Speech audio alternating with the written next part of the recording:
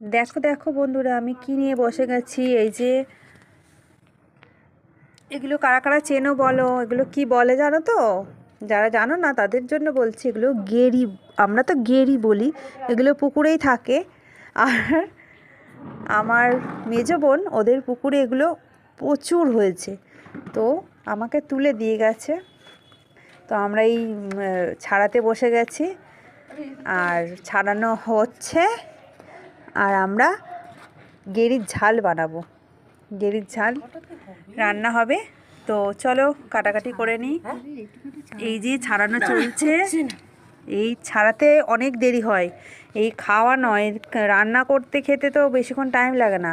এইটা মানে ছাড়াতে ছাড়াতেই অনেকটা সময় চলে যায়। তো ছাড়ানো এখন চলছে। তো টাটা বন্ধুরা, গেরিগুলো ছাড়িয়ে নিই। এই দেখুন বন্ধুরা, গেরিগুলো ছাড়াতে এই অল্প একটুকুনি হয়ে গেছে। কত দেখলেন তো, এইটুকুনি হয়ে গেছে মানে ছাড়াতে। তো দেখতে অনেক, কিন্তু ভালো করে ছাড়িয়ে পরিষ্কার করে ধুয়ে নিয়েছি। আর এটা বেশ আদা রসুন পেঁয়াজ দিয়ে রান্না করব। তো টাটা, রান্না করে ফেলি গেরির ঝাল।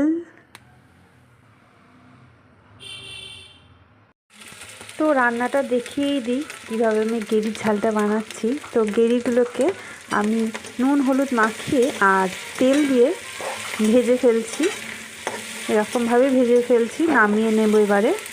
তো চলো তোমাদের সবাইকে আমি রান্নাটা দেখাই, কেমনভাবে আমি গেরির ঝাল বানাই। আর এর মধ্যে একটু আলু দেবো বন্ধুরা, কারণ একটু আলু না দিলে বেশি, একটু সবাই মিলে খাবো তো অল্প হয়ে যাবে না, তাই জন্য। তো গেরিগুলো ভেজে আর তুলে নিয়েছি। এবারে আলু দেবো বলেছিলাম, তো তাই জন্য আলুটা একটু লবণ আর হলুদ দিয়ে ভেজে নেব।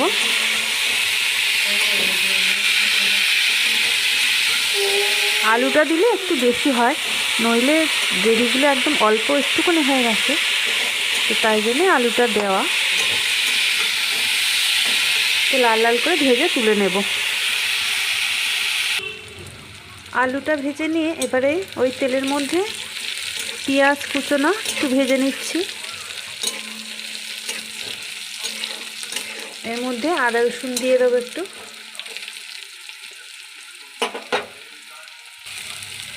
আদা রসুন এক চামচ করে দিয়ে নিয়েছি, দিয়ে একটু কষিয়ে নিয়ে এর মধ্যে আবার লঙ্কা হলুদ টমেটো পেস্ট দেব।